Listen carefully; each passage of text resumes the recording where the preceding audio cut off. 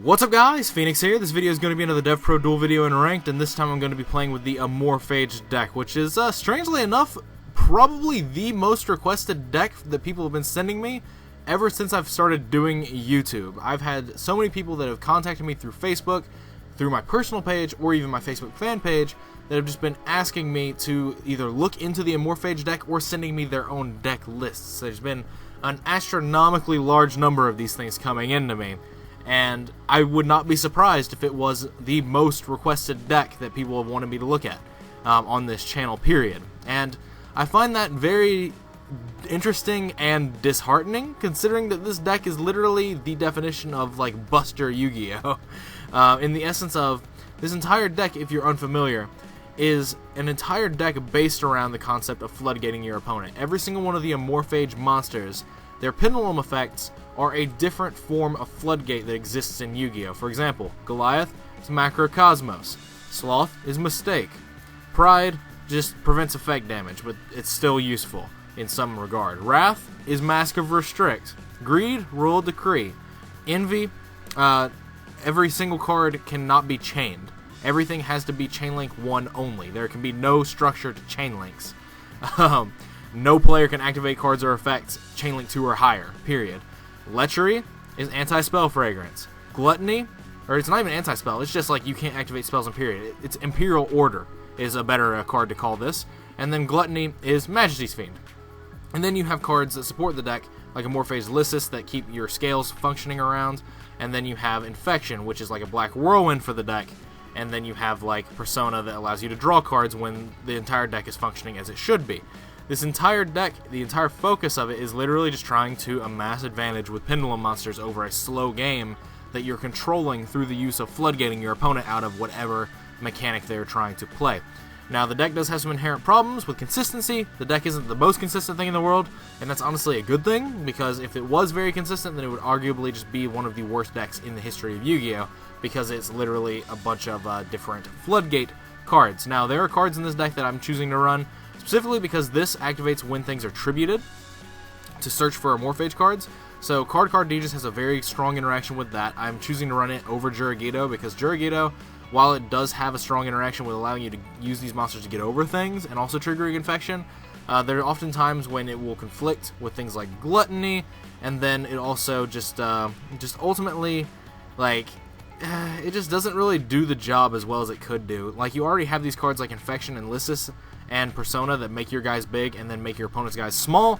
So ultimately, I just don't think it's really needed to play Jurigido. I'd rather play a card that advances my game state and gets me out of the early game, because of the fact that this deck does have a very, very weak early game. Like, this deck very much thrives in the late game where you have all of your resources active and you are basically controlling everything your opponent is or isn't allowed to activate, and that's the key point of this deck. Scapegoat is in here because it just gives you monsters to tribute off for your I almost said field cards, for your pendulum monsters, because in order to keep them in your pendulum zone, you do have to tribute a monster during each of your standby phases, or else you destroy it.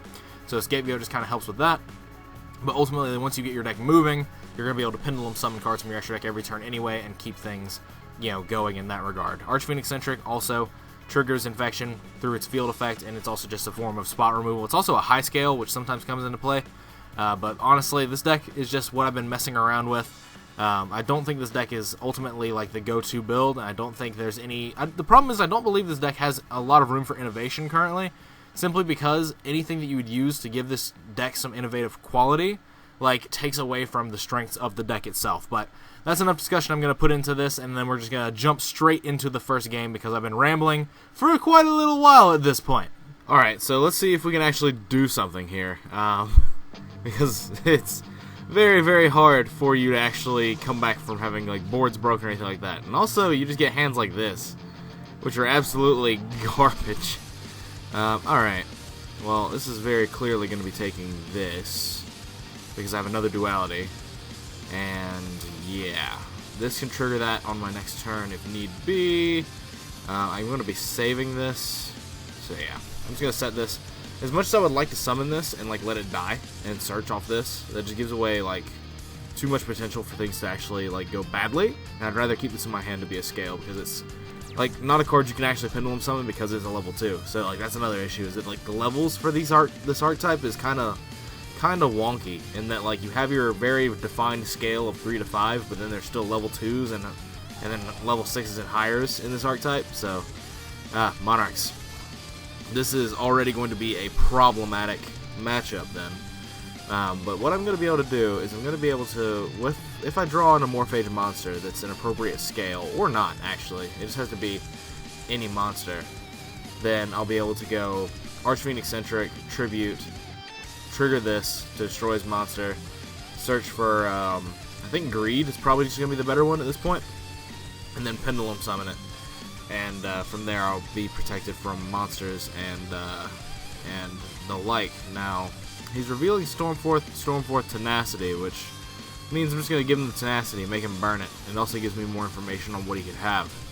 But he's playing Domain Monarchs, which means that I don't have to worry about any extra deck nonsense. I don't have to worry about any powerful rank 5s. I strictly think that Domain Monarchs are definitely just the worst option. But, yeah, so he's getting Stormforth, which actually sucks because, like, your best Amorphage in this matchup is the one that says monsters can't be tributed, but it says monsters can't be tributed except for Amorphage monsters, which means that Stormforth just lets them tribute your monster. It's very, very bad. It's the worst. It's the worst thing in the ever. Okay, so he's revealing this Erebus, and it stays level 6, period, right? Oh, he has idea. Okay, never mind.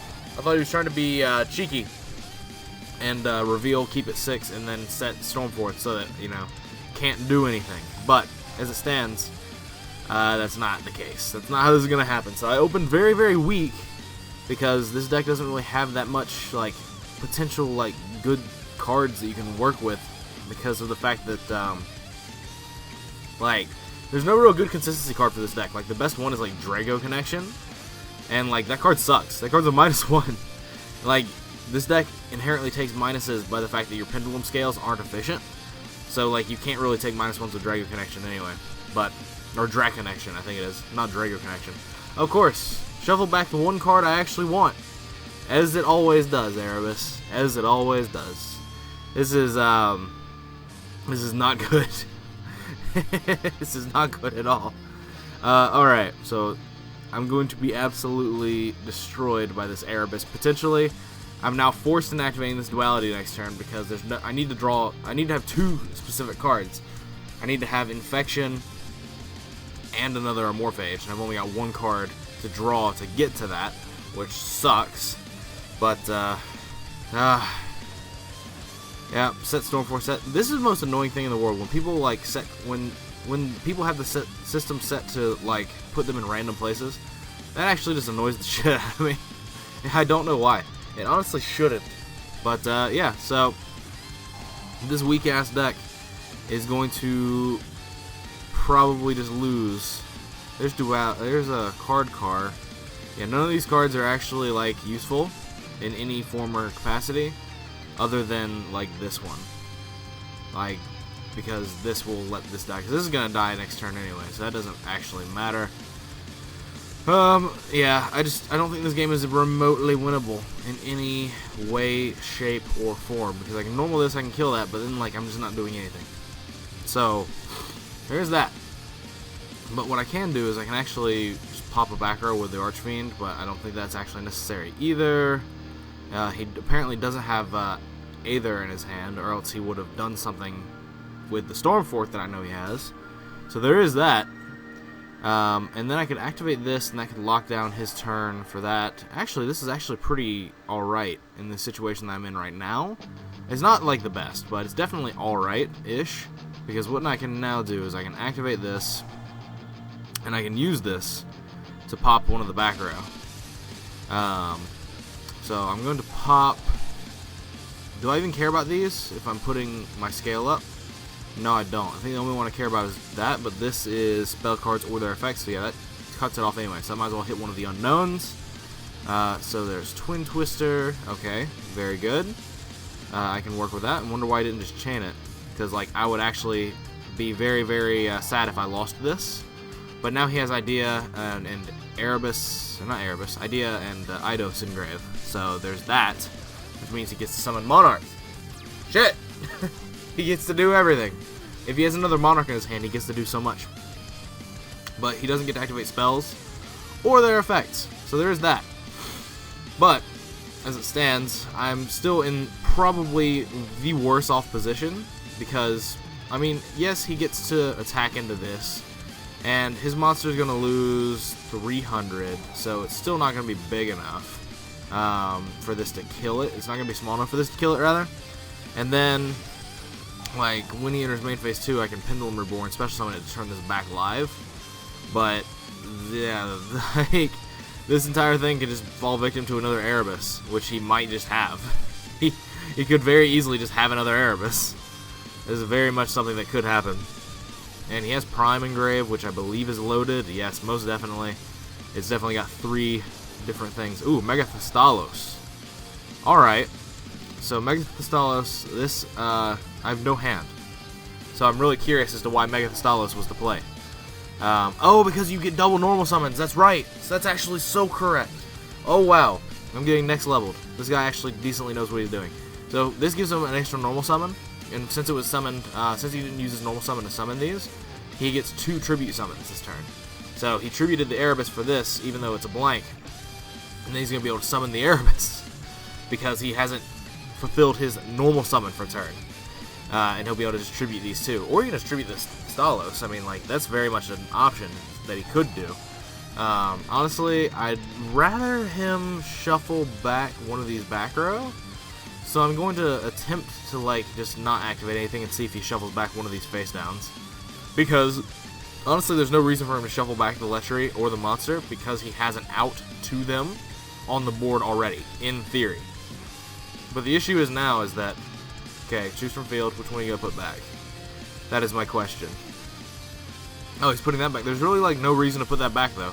That's the thing. I would actually have taken my chances of hitting one of these because, like, he already has the out to this, and he can't do any more plays this turn in the form of tribute summoning or triggering his spells because, like, he's done, like, both of his tribute summons. So I don't agree with that one at all in terms of a thing. I'll just give you Tenacity again.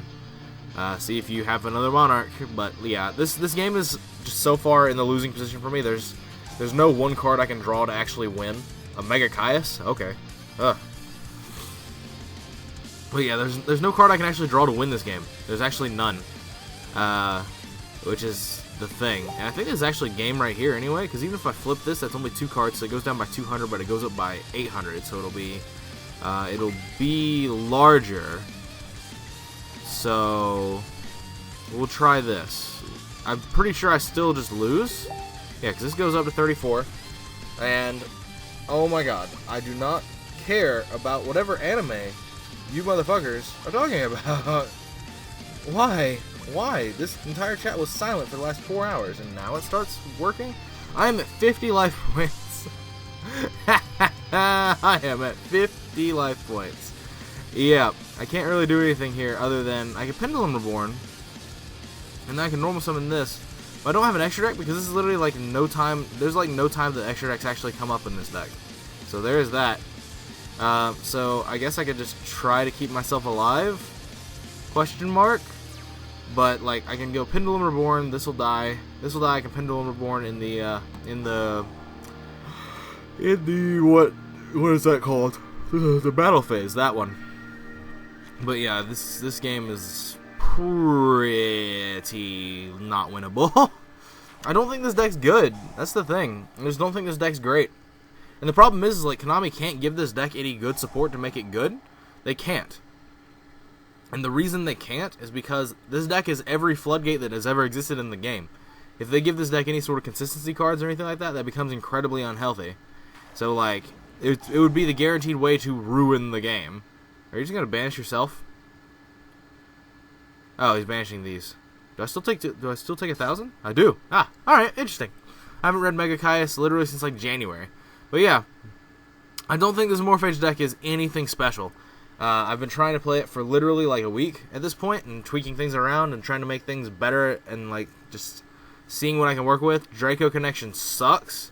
Like that's like the only consistency card that you can play in the deck. That's the thing. It's like that's the only consistency card you can play, but it absolutely sucks because you do not want to be taking minuses with this deck because you're already functioning on a smaller resource pool. 1, going first, and 2, because you're setting up your pendulum scales and doing all that sort of thing. Like, it's a very slow deck to start, and taking -1s at the start of it is definitely not the move. But anyway, what do you guys think about the whole Amorphage deck in general? Because, like, I think this deck is absolutely garbage. I think the archetype had a lot of, like, potential threat going for it, and the fact that it's every floodgate that's ever existed in the game. But the issue is that because it's every floodgate that exists in the game, Konami can't actually do anything with it because of the fact that it would be terribly unhealthy and would easily just signal the end of their game, like, very, very much so.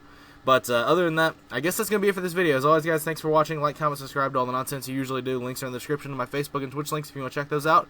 That is what they are there for. Other than that, if you want to support me, you can click ads on my videos. That's basically the best and only way to support me, and it helps out a ton. But other than that, as always, guys, that is it, as I've already said, and as always, take care.